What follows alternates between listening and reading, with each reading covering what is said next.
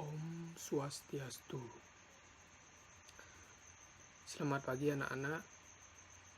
Semoga kalian sehat selalu dimanapun kalian berada. Kali ini kita tidak bisa untuk belajar di sekolah, maka dari itu kita akan melaksanakan pembelajaran daring sampai waktu yang belum dapat dipastikan. Jadi semoga hal ini tidak mengurangi semangat kalian dalam mengikuti pembelajaran. Di sini kalian sudah dijuruskan di kelas 2 ini. Di sini kalian mengambil jurusan rekayasa perangkat lunak, yang pastinya kalian sudah beberapa mungkin sudah paham apa yang akan kalian pelajari di jurusan rekayasa perangkat lunak ini. Nah, di sini saya mengampu pembelajaran pemodelan perangkat lunak. Oke, perkenalan dulu. Jadi, perkenalkan, nama Bapak Idewo Gede Satya Mahardika, SPD. Dari pendidikan sendiri, Bapak dari S1 Pendidikan Teknik Informatika, itu di Undiksa Singaraja. Kemudian tempat tinggal di Bukit Jati, Samplangan Gianyar. Kemudian kontaknya bisa dilihat di bawah. Kemudian ada juga IG Bapak di sana. Jadi yang mau follow silahkan.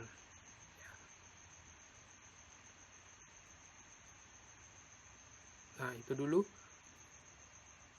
untuk perkenalan saya.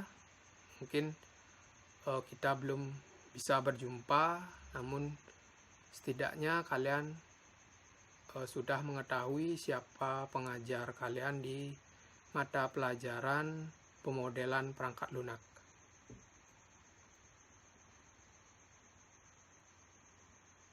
Mungkin kalau ada yang kurang jelas tentang data diri Bapak bisa di komen aja ya di bawah ya. Nah, kemudian sebelum kita beranjak ke mata pelajaran ini, ada baiknya kita telaah lagi apa sih rekayasa perangkat lunak itu. Jadi mungkin ada yang kemarin belum paham, belum yakin dengan jurusan yang diambil. Mari kita lihat dulu deskripsi dari rekayasa perangkat lunak itu seperti apa. Rekayasa perangkat lunak atau kalau kerennya itu software engineering adalah profesi yang mendalami cara-cara pengembangan perangkat lunak, termasuk pembuatan, pemeliharaan, manajemen organisasi pengembangan, dan manajemen kualitas. Nah, jadi dari semua tingkatan itu, dari mulai yang membuat software, yang mendesain software, yang memelihara, kemudian yang mengembangkan, sekaligus yang menjadi manajemen kualitas. Itu semua bisa dikatakan sebagai rekayasa perangkat lunak. Jadi sangat luas sebenarnya bidang dari rekayasa perangkat lunak itu.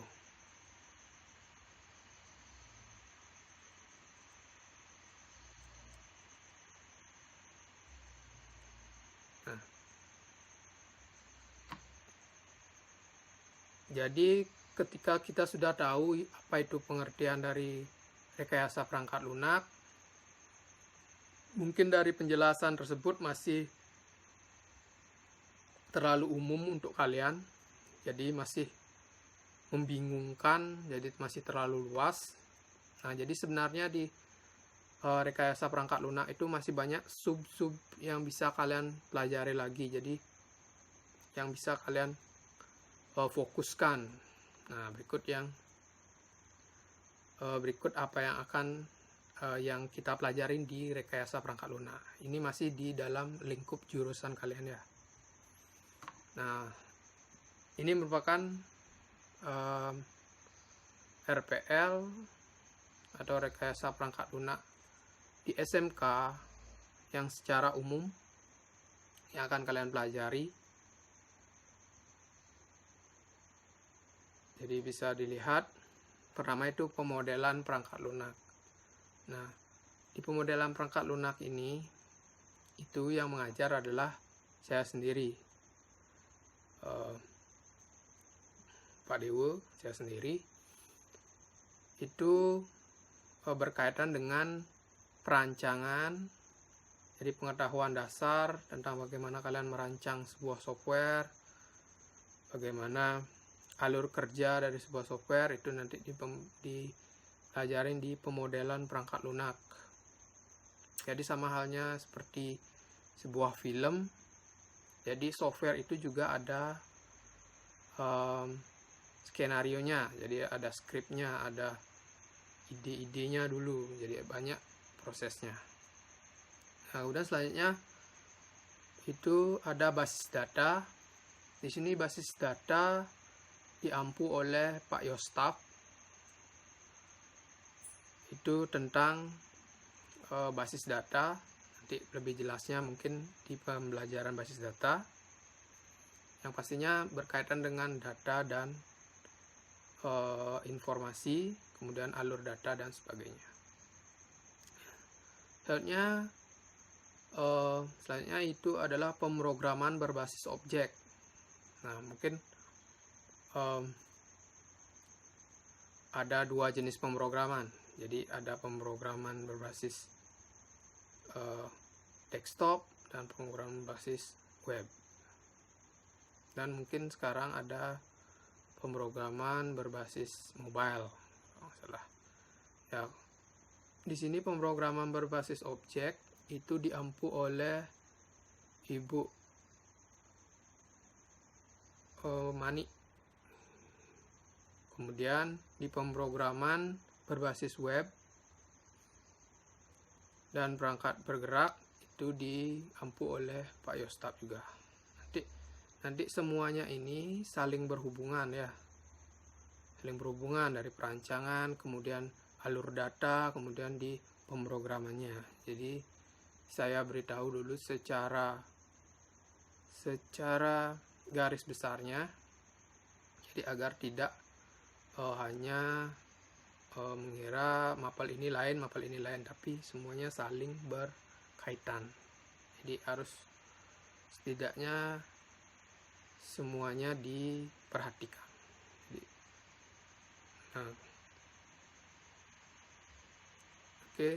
Nanti kalau kalian memerlukan info lebih lanjut tentang mapel lain, pastikan dijelaskan lagi oleh guru-gurunya ya.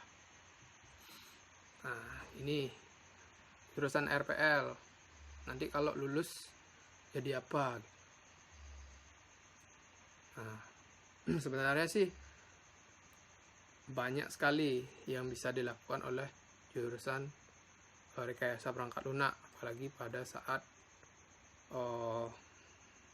dewasa ini. Jadi di zaman globalisasi ini, apa-apa semuanya perlu yang namanya software, perlu yang namanya web, perlu yang namanya aplikasi mobile. Nah, jadi peluang kalian untuk diserap industri itu sangat banyak sekali, dari mulai junior programming, mulai dari analis, bahkan dari UI, dari tingkatan SMK itu beberapa job ya mungkin yang masih rentangnya junior itu masih bisa masuk di lulusan SMK. Nah, tapi tidak menutup kemungkinan juga kalian bisa berwirausaha. Coba kita lihat. Nah, di sini ada developer IT. Kalian bisa mendevelop suatu aplikasi ataupun suatu web. Jadi kalian bisa membuat dari ide kalian sendiri. Jadi kalau kalian punya ide apa sesuatu yang bisa kalian buat, itu kalian bisa jadi seorang developer IT. Kemudian programmer itu orang yang membuat program. Jadi dia bermain dengan coding, bermain dengan script yang nanti mungkin beberapa sudah pernah diajarkan di pemrograman dasar, yang selanjutnya akan lebih expert lagi di pembelajaran seperti pemrograman objek dan pemrograman web. Dan IT konsultan, jadi ini mungkin lebih tinggi lagi tahapnya. Kalian sudah seperti konsultan. Kemudian sistem analis, kemudian database engineering, web engineering, bahkan ada game developer. Nah, di game developer bisa mungkin yang suka bermain game, nggak hanya bermain game tapi suatu saat bermimpi buat bisa membuat sebuah game. Kemudian data communication engineer, dan tidak lupa juga kalian tetap bisa yang namanya berwirausaha. Ya minimal lah kalian bisa untuk membuat web. Jadi itu sangat sering sekali kalau kalian masuk di RPL, pasti satu hal paling tidak kalian bisa membuat web, yang dimana orang-orang pasti akan meminta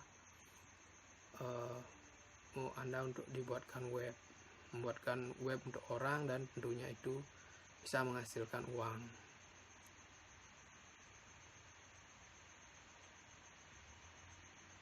Next, nah kembali lagi ke mapel yang saya ampu. Di sini adalah mapel pemodelan perangkat lunak. Ya, jadi ini bukan pelajaran menjadi model ya, tapi pemodelan, atau bahasanya kita membuat proposal lah. Pada akhirnya di sini akan membuat sebuah proposal. Kita telah dari deskripsinya dulu.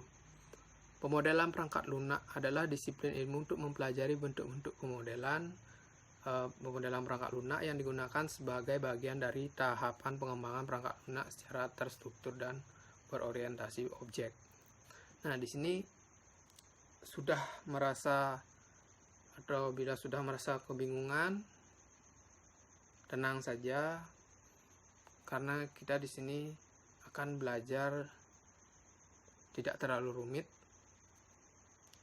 Yang penting kalian bisa mengikuti, kalian mengerti dasar-dasarnya bagaimana merancang sebuah perangkat lunak, dari memetakan objeknya, memetakan strukturnya, memetakan alur proses kerjanya, dan alur proses workflow-nya. Jadi kemungkinan kalau di kelas 10 itu kan sudah mendapatkan flowchart, sudah mendapatkan algoritma, sudah mendapatkan dasar-dasar ya. Nah, jadi itu bisa dipakai sebagai sebuah dasar untuk kemampuan kalian berpikir secara terstruktur. Dimana kalau kalian sudah berpikir seperti orang RPL, maka kehidupan kalian pun akan terstruktur. Dimana dalam membuat sebuah perangkat, kalian tidak bisa ujug-ujug membuat langsung di perangkat, apalagi yang skupnya besar. Jadi kalau di sebuah software itu kan dia banyak sekali menu-menunya tuh. Nah, jikalau kalian hanya bekerja sendiri, masih mungkin kalian membuat tanpa pemodelan ini. Nah, tapi akan sangat sulit sekali. Nah, coba bayangkan kalau kalian bekerja dalam sebuah tim yang mungkin puluhan atau ratusan orang, tim programmer. Nah, tentu kalian harus mempunyai bagannya, harus mempunyai alur kerjanya, harus mempunyai sketsa dari perangkat lunak ini, karena kalian bekerja dengan banyak orang. Nah, jadi harus ada satu landasan atau satu dokumen yang bisa diikuti oleh banyak orang. tidak hanya diri kalian sendiri. Makanya sebelum membuat sebuah software dalam sebuah tim, harus dibuat dulu pemodelan perangkat lunaknya. Begitu pula ketika kita akan